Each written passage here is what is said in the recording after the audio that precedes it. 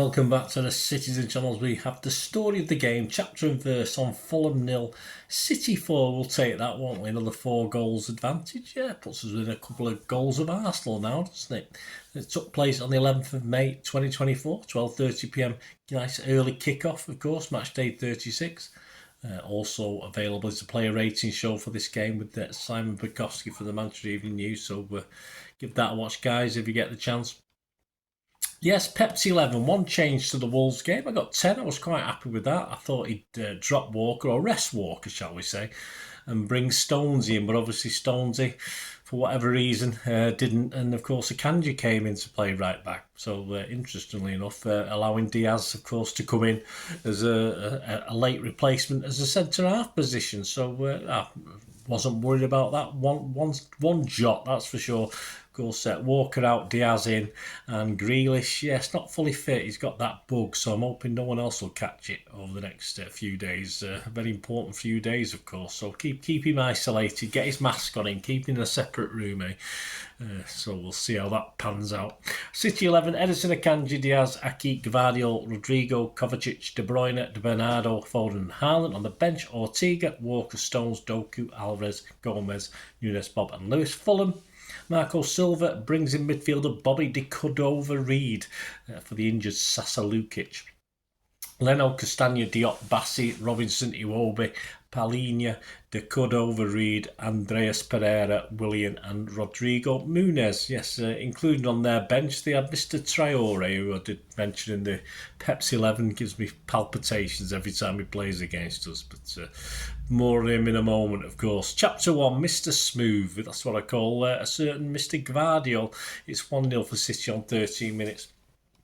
Josko Gvardiol cuts him to the left, plays a lovely give and go with old KDB, and then wrong foot, I think it was Diop in the middle, before placing it simply past Leno and into the bottom corner. Yeah, absolutely brilliant from Gvardiol, and nice little work from KDB, of course. Chapter 2, it's Aki out. Yes, Aki looks hurt whilst he put a ball out for a corner, I think, but he does limp on, but 5 minutes later on 21 minutes, on comes Walker, and then they have a little drinks break as well. It must have been very warm down in London, like it is up here in Manchester. Chapter 3, easy for Leno. Yes, 25 minutes, Gvardiol back to KDB on the edge of the Fulham penalty area, and he tees up Bernardo Silva for a shot, and you think he's going to go into the top right-hand corner. He sort of gives Leno the eye, but obviously tries for the left-hand corner. Of course, Leno reads it, and it's a fairly comfortable save.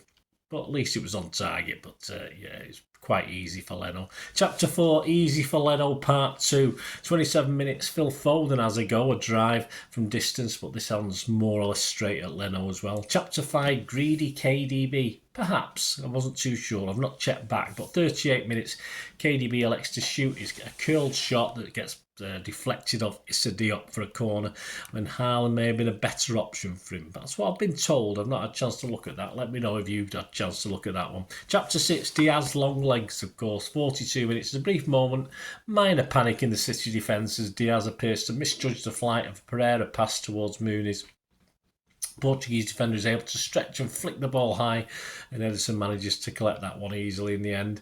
Chapter 7, Akanji is no Erling, he certainly isn't. 44 minutes, KDB delivers to the far post. Akanji on the stretch just hits it wide, I think, high and wide or wide. I didn't see where the ball went, but he was looking for an offside flag, but that wasn't there to save his blushes. Perhaps he could have done a little bit better, but he's Akanji, he's a defender. You don't expect defenders to score, do you, unless it's Gvardiol.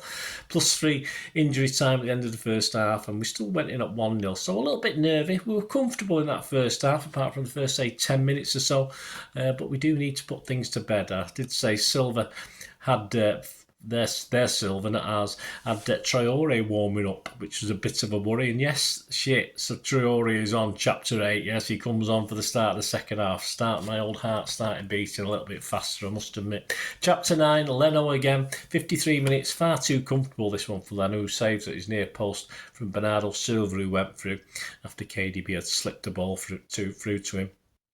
Yeah, I think Haaland was involved in the build-up as well. Very, very good. But Bernardo perhaps could have done a little bit better with the finish. A bit tame, a bit easy for Leno to shepherd it out for a corner. Chapter 10, stupid Alti fan. Yes, 55 minutes. Muniz and Akanji tussle for the ball. And there's 6 of one, half a dozen of the other. The Fulham striker then looks a little bit deliberate to me. Catches a City defender in the face with a flailing arm. And of course, Anthony Taylor, as you'd expect, towards Fulham, a free kick. There you go, stupid Alty fan, as I said. Chapter 11, shit, it's Traore. Yes, he had one little run where his cross was abysmal, and then he had another drive at the area across the face of the goal, put it across the face of goal, low and hard. It went through the legs of Akanji. Mooney's tried a little back flick, but his little back flick, we've seen them going. We've seen Bernardo score one of them, haven't we, this season, and flicked the goal backwards, but unfortunately it sort of trundled through, and Ederson was able to gather it up gratefully. Chapter 12, Bernardo. All right, didn't score, but what a turn on the halfway line to leave the Fulham defender in his wake. He reacts, of course. Phil Foden will finish it off, but yeah, it turns beautifully, rampages into the area, and of course Polina comes across and makes a superb tackle just when he's about to shoot, and the ball though luckily falls for Foden, who very quickly just hits it with his right foot into the corner of the net. No messing about trying to get it onto his best foot. And it's 2-0 for City. We'll take that. And then Erling had a bad miss. Chapter 13, Erling. Yes, he receives a wonderful pass from KDB and he killed a shot. Well, high and wide, unfortunately. He's got to be testing the goalkeeper at least. Chapter 14, a brace for Mr. Smooth. Yes, it wouldn't be a hat-trick though, would it? 71 minutes, Fulham 0, City 3. Gvardiol does superbly to stretch divert a ball at the far post with the outside of his right boot as he gets on the end of a cross from Bernardo Silva. There's a lot of looking at it because, of course, it squirmed under Leno. He didn't have time to do anything. He didn't have time to react. The trouble with that, unless it hits you as a goalkeeper, you're not saving those. It sort of squirmed over the line anyway. But of course, the outstretched foot of Akanji was actually offside in the build-up. VAR showed that. Could they have said he was distracting the keeper, interfering with play? Well, perhaps we were thinking about that, but in the end, they decided not to. It would have been a great shame. A wonderful, opportunistic goal from Gvardiol. 76 minutes, Doku comes on for KDB. Chapter 15, another save from Leno. Yes, 80 minutes, Doku drops his shoulder, gets a little bit of space and lets fly. But not a bad save from Leno, that one. 83 minutes, a City triple substitution. Pep's going mad. Oscar, Bob, Lewis and Julian Alvarez come on for Haaland, Bob, Kovacic and Foden, I think it was it? Yeah, Foden. Very sure it was Foden anyway. I've got Bob down here again. So that was it really. Plus 7 minutes injury time. I was still panicking even though we were 3-0 up. But Josko says no. Chapter 16. Josko says no because 95 minutes. Issa Diop is red carded. Yes, for a second bookable offence. A foul on Alvarez. Well won by Alvarez, definitely a penalty. And we have a spot kick. And apparently, it looks as though Walker, the captain, was trying to offer it to Gvardiol. We need the goals, mate. Don't do something stupid like that. Don't give it Gvardiol. Thankfully, Gvardiol had the common sense to say, no, I don't want it, which is absolutely fine. We know Alvarez can score penalties. He's quite willing to step up and take them.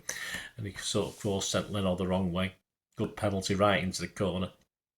But Walker, please don't. Why? Use a bit of common sense. You never know. All right, we're within 2 goals of Arsenal now, but you never know. All right, they might beat United 6-0 tomorrow, then it'd be a waste of time. But don't take chances. I wasn't very happy with Walker making that decision. So say gladly, happily, Gvardiol refused. Anyway, 4-0 full time. The match stats. 1 shot for them, 1 on target. There you go. Well done, Fulham. 16 for us, 9 on target. Possession 65%. We had 758 passes to their 409. We had 91% pass accuracy, which is about normal. 84% for them. Fouls 9 from them, 6 from us. 1 yellow card that became a red card, of course, for them. Offsides. This happened recently. No offsides for us, no offsides for them. I think it happened about 4 games ago for City as well. Corners 1 for them, 7 for us. XG Philosophy, that's XG Philosophy, my thanks to them on X. Fulham 0, Man City 4, and the XG 0.12 for Fulham, 0.12. It was a good chance, that wasn't it? Must have been. And a 3.28 for us, so we did better than our XG as well. In summary, guys, a great win over to Arsenal now. Let's see what they can do, and all credit to them, they go and do the business. Of course, they don't have a lot to beat, do they? Which is the problem. Aki, of course, will be a big miss if he's out for any length of time now, or certainly till the end of the season. He's a wonderful option, one of our best defenders, if not the best defender this season, so that's a blow. Grealish, of course, has caught this bug. Let's hope no one else is going to catch the bug. Of course, Foden and Diaz have had it before. Let's just hope the quarantine's working and no one else catches it. And just a small matter at the Tottenham Hotspur Stadium now. So, yeah, just there to go. No problem whatsoever, guys. They still got an outside chance of Champions League as well. So Villa have to do something. They go to Liverpool, I think, on Monday night as I'm recording this. So if Villa get beat, Tottenham might just think they might sneak in. So it puts another slant on the game, doesn't it? And they say, well, let's see what happens at Old Trafford as well. You might know this when you're watching this anyway. The table, yeah, City now top again, 85 points from 36 games, plus 58 goal difference. Just 2 behind Arsenal, got a plus 60 goal difference, but are now 2 points behind us on the same game. So that's a lot better, isn't it? That's a lot better. Fulham, 14, 44 points on a -8 goal difference. So, yeah, there you go, guys. Hope you enjoyed that. Let me know your thoughts of the game. Let me know, were you as nervous wreck like I was? I'm going to be a nervous wreck again on Tuesday night, unless miracles happen tomorrow. I won't be as nervous then. But, yeah, let me know your thoughts, guys. Of course, already out is the player ratings show with Simon Pekowski and myself. And, of course, check out my little tribute. Rest in peace, Ian Mellor. A little 2-part tribute to him, so I'll give that a watch. Proved very popular, part 1. Give part 2 a watch, guys. If you tune into part 1, make sure you finish it off. And, yeah, great story. Great player, sadly missed now. Pep's 11 at Spurs will be out on Sunday, as I'm recording this, on the Saturday night, before I go and watch Eurovision. That's how sad I am, on a Saturday night. So Pep's 11 at Spurs, so that'll be interesting, because I'll be doing that before the United-Arsenal game, so a bit wishy-washy, but I don't think it'll affect our team too much, and that's what we're talking about. Please, if you are new to the channel, push that subscribe button, push the bell notifications, everything City past, present, as long as I can keep going. And if you do check through the site, you'll see some stuff on film and TV as well, another passion of mine. So if that's of any interest, or you know someone who might be interested, have a look. Give us a like, guys. Give us a like for this wonderful 4-0 victory. Give us a like for the chance of a 4-peat getting nearer and nearer. And you can follow me for all things City and film and TV on X and TikTok at Bernard_Dineen, and of course on Facebook, just put in Bernard Dineen, you'll find me. I'll follow everyone back as much as I can on Facebook. They do limit who you follow on there. And of course, any interest in sponsoring or supporting the channel in any way going forward, guys, always much appreciated. You want a shout out for yourself or an organisation, just let us know, and I can squeeze them into some of these vlogs for you as well. Just let me know. Great to hear from you. Until we meet again, that's one thing, don't I? Please stay safe, Blues. Come on, City. Bye for now.